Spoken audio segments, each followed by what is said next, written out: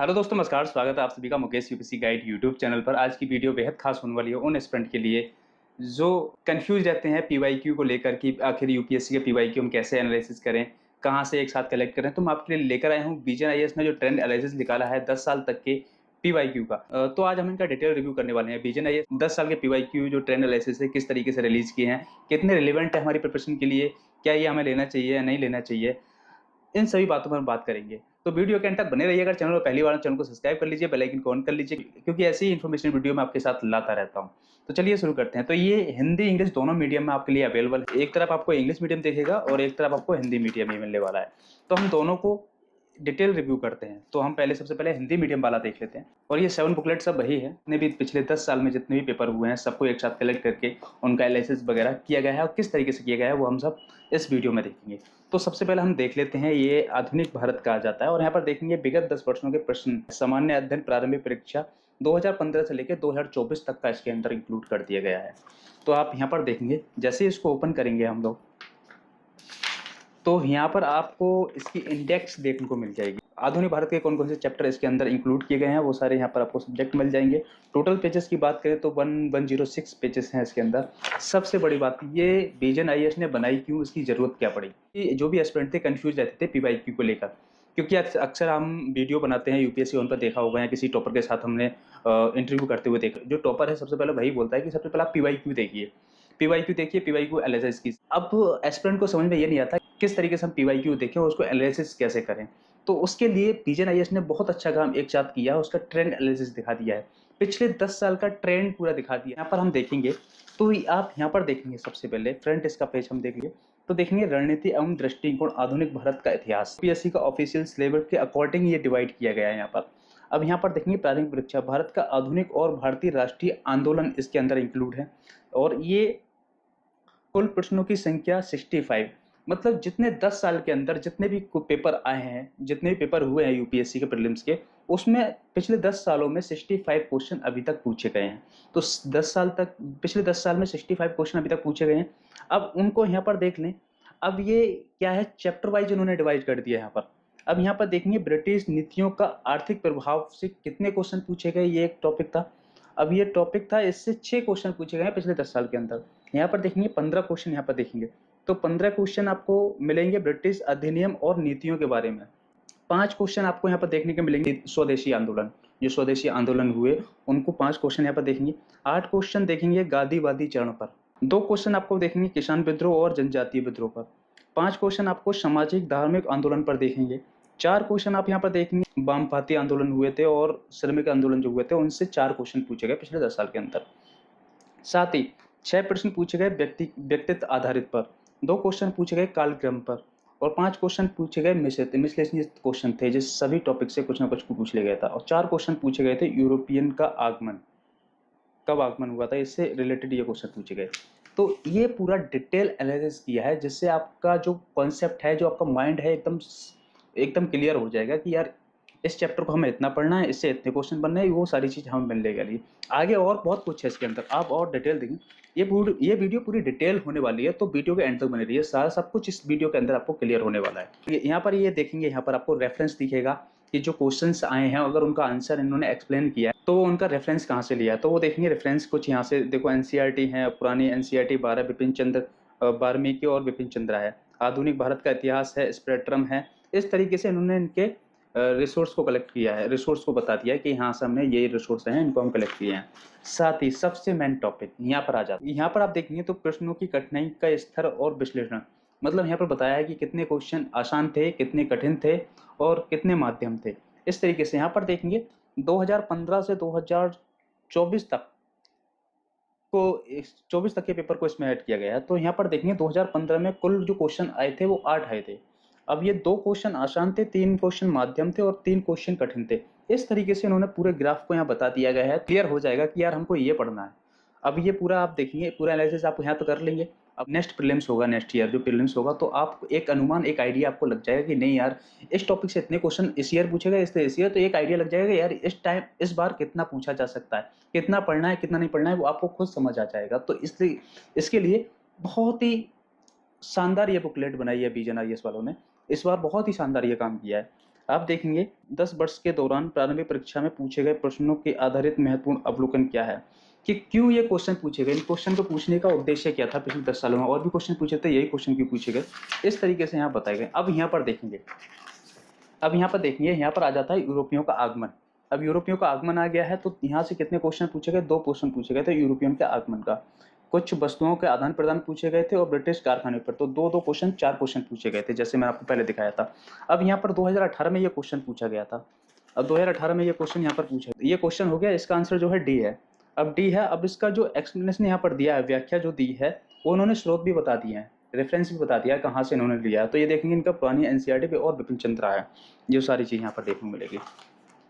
अब यहाँ पर 2019 में ये क्वेश्चन पूछा गया, इसका स्रोत यहाँ बता दिए गए, और इससे रिलेटेड जितने भी क्वेश्चन और पूछ सकते हैं एग्जाम में, तो उसकी एक बॉक्स बना के यहाँ पर और डिटेल यहाँ पर दे दी गई है कि जिससे रिलेटेड और पूछे तो आप इजीली इनको कर पाओ।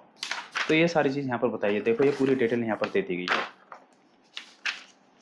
अब ये 2021 में ये क्वेश्चन पूछा गया है, फिर इसका ये उत्तर है, फिर इसके स्रोत ये पूरा बता दिया गया है यहाँ पर। फिर ये मैप, इससे रिलेटेड और क्वेश्चन पूछ सकता है, तो ये मैप दे दिया गया है कि इससे और आपका रिवीजन हो जाए। देखेंगे यहाँ पर, देखेंगे तो आप ब्रिटिश नीतियों का आर्थिक प्रभाव क्या होता है कुछ, तो पिछले 10 सालों में टोटल 6 क्वेश्चन पूछे गए थे। किस किस से पूछे गए, तो यहाँ पर देखेंगे, यहाँ से सब टॉपिक भी कर दिया, देख रहे हो, सब टॉपिक भी यहाँ पर बता दिए, भूमि स्वामित्व प्रणाली से लेकर। और ये 3 क्वेश्चन पूछे गए हैं, ब्रिटिश शासन का आर्थिक प्रभाव। एक क्वेश्चन पूछा गया है व्यक्तित्व आधारित, तो ये क्वेश्चन देखेंगे भूमि स्वामित्व प्रणाली को लेकर, ये 2024 में क्वेश्चन पूछा गया था। अब इसका बी ऑप्शन, और इसका जो रेफरेंस था, जो एक्सप्लेनेशन यहाँ पर दिया है, कहाँ से किया है, तो ये आधुनिक भारत एवं ये स्पेक्ट्रम था, स्पेक्ट्रम से ये लिया गया है।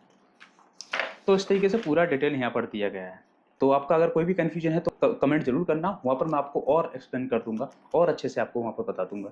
तो इस तरीके से तो ये काफ़ी बेनिफिट है अगर आप फर्स्ट टाइम में यूपीएससी प्रीलिम्स को क्रैक करना चाहते हो, क्योंकि इससे आपका जो माइंड सेट है एकदम क्लियर हो जाएगा, क्या पढ़ना है क्या नहीं पढ़ना है और किसको टच नहीं करना है, वो सारी चीज़ आपको यहाँ मिलने वाली है, इसके अंदर आपको मिलने वाली है। जैसे मैंने आपको दिखाया, ऐसे ही आप देखेंगे तो ये आ जाता है साइंस एंड टेक का।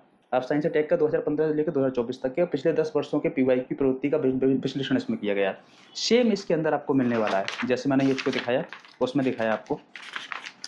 सबसे पहले आपको इसकी इंडेक्स मिल जाएगी, और यहाँ पर देखेंगे तो ये सिलेबस आपको यहाँ मिल जाएगा। यहाँ पर आपको मिल जाएंगे, देखो 2015 से लेकर 2024 तक कुल कितने क्वेश्चन पूछे गए थे, 106 क्वेश्चन पूछे गए थे साइंस एंड टेक से। यहाँ पर आपको बता दिया गया है, ये ग्राफ बता के आपको बता दिया गया है किस चैप्टर से कितने क्वेश्चन पूछे गए। ये देखो, ये सारी चीज़ यहाँ पर, जैसे आधारभूत विज्ञान से 27 पूछे गए, और विज्ञान एवं प्रौद्योगिकी से 79 यहाँ पर क्वेश्चन पूछे गए थे। तो ये सारी चीज़ यहाँ पर डिटेल बता दी गई है, और इनके स्रोत क्या रहे हैं। तो यहाँ पर देखेंगे तो ये गाड़ी की तरह और बाइक की तरह यहाँ पर मीटर लगे हुए हैं, तो ये यहाँ पर दर्शाते हैं कितने क्वेश्चन आसान थे, कितने माध्यम थे और कितने कठिन थे। तो 2015 में देखेंगे तो टोटल क्वेश्चन जो आए थे साइंस एंड टेक से 7 आए थे, 1 सरल था, 4 माध्यम थे, 2 कठिन थे। तो इस तरीके से यहाँ पर ये बताए गए हैं। यहाँ पर देखेंगे आप 2020 में ये क्वेश्चन यहाँ पूछा गया है, फिर इसका एक्सप्लेनेशन यहाँ पर दी गई है, पूरी व्याख्या। फिर दूसरी चीज़ यहाँ पर एक चीज़ और, जैसे आपने देखा होगा 2023 वाला जो था पेपर था कि एलिमिनेशन मेथड भी यूज़ नहीं आ रहा था। अब एलिमिनेशन मेथड नाम सुनते ही हमको समझ में आता है कि हमें एलिमिनेशन मेथड वो होता है कि हमें ऑप्शन से ऑप्शन मारना होता है, मतलब हमको एक ऑप्शन से दूसरा ऑप्शन को मारना होता है, उसको एलिमिनेशन मेथड यहाँ पर बोलते हैं। तो ये एलिमिनेशन मेथड यहाँ पर बताया गया है। सबसे बड़ी कहाँ हम एलिमिनेशन मेथड यूज़ कर सकते हैं, कहाँ नहीं कर सकते, वो भी आपको यहाँ सीखने को मिलेगा। सारी चीज़ यहाँ पर दिखाई गई है। तो एलिमिनेशन की गुंजाइश, जैसे ये क्वेश्चन दिया है, अब इसमें बताया है कि इसमें हम एलिमिनेशन मेथड यूज़ कर सकते थे, तो ये इन्होंने बताया है कि आप इस तरीके से ए बी डी है, इस तरीके से एलिमेंट, किस तरीके से आप एलिमेंट कर सकते हो, ए बी डी जो ऑप्शन है किस तरीके से एलिमेंट कर सकते हो, इसकी पूरी प्रक्रिया यहाँ पर बताई गई है। तो कितने शानदार है ना, कितना ज़बरदस्त। तो इससे अब बेटर मुझे नहीं लगता कुछ हो सकता है।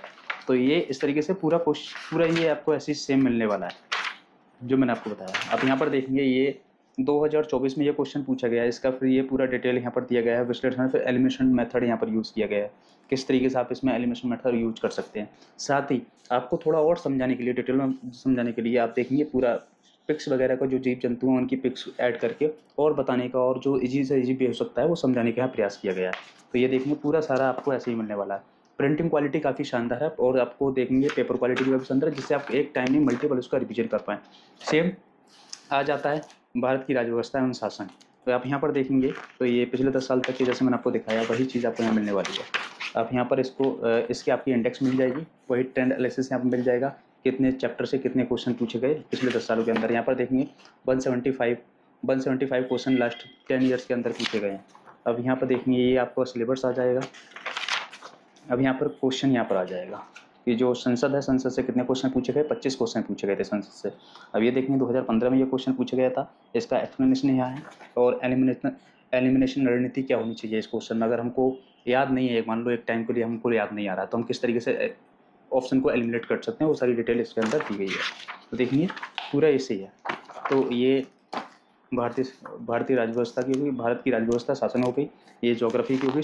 ज्योग्राफी की सेम आपको वही वैसे ही मिलने वाला है जैसे मैंने आपको बताया, ज्योग्राफी की आपको मिलने वाली है। ये इसके इंडेक्स, फिर आप जैसे ओपन करेंगे आपको ये पूरा ग्राफ यहाँ मिलने वाला है। सेम आपको इकोनॉमी मिलने वाली है, ये इकोनॉमी में दिखा दूँ, ये इकोनॉमी की आपको मिलने वाली है। एनवायरनमेंट की आपको यहाँ मिलने वाली है, एनवायरनमेंट की ये सेम प्रोसेस रहने वाला है जैसे मैंने आपको बताया। टोटली परफेक्टली सब में ऐसे ही आपको मिलने वाला है। ये एशियन हिस्ट्री की हो गया, एग्रीकल्चर इसके अंदर सब कुछ इसके अंदर हो गया। तो ये 7 बुकलेट हिंदी मीडियम की है और 7 ही बुकलेट ही आपको इंग्लिश मीडियम में मिलेंगे। तो इंग्लिश मीडियम में आप देख लीजिए, इंग्लिश मीडियम में सेम आपको वही चीज़ मिलने वाली है जो हिंदी मीडियम में आपको दिखाई थी। आप यहाँ पर देखेंगे इसके इंडेक्स, ये पूरा ग्राफिक मैप मिल जाएगा, टोटल क्वेश्चन यहाँ मिल जाएंगे कितने क्वेश्चन आए थे, और यहाँ पर आपको डिफ़िकल्टी मिल जाएगी, कितनी डिफ़िकल्टी कितनी है, एनालिसिस मिल जाएगा, डिफ़िकल्टी लेवल एनालिसिस यहाँ पर मिल जाएगा, कितने क्वेश्चन इजी थे, कितनी हार्ड थे और कितने मॉडरेट थे, वही क्वेश्चन से यहाँ पे स्टार्ट हो जाएगा। तो इस तरीके से ये भी इंग्लिश मीडियम की आपको 7 ही बुकलेट है। ये जैसे एशियंट हिस्ट्री हो गई और आर्किटेक्चर और साइंस एंड टेक्नोलॉजी हो गई, यहाँ पर इंडियन पॉलिटी एंड गवर्नेंस इसके अंदर आपको मिलने वाली है, ज्योग्राफी और इकोनॉमी और एनवायरनमेंट। ये 7 बुकलेट हैं, हिंदी इंग्लिश दोनों मीडियम आपके लिए अवेलेबल है। अगर आप इनको परचेज करना चाहते हो, आप मेरे साइड में देखेंगे kgmstudy.com आपको वेबसाइट नजर आ रही होगी, जिसका लिंक मैंने डिस्क्रिप्शन और कमेंट बॉक्स में पिन कर दिया है। अब वहाँ पर क्लिक करेंगे तो आपको ये PYQ वाले सेक्शन पर वहाँ पर ले जाएगा। वहाँ पर आप क्लिक करके वहाँ से आप इजीली इनको ऑर्डर कर सकते हैं। काफ़ी अच्छी सर्विस है इनकी, आप एक बार जरूर ट्राई करना। और प्रीलिम्स के लिए तो ये बिल्कुल रामबाण है, ये समझ लीजिए, प्रीलिम्स के लिए आपको बिल्कुल रामबाण है।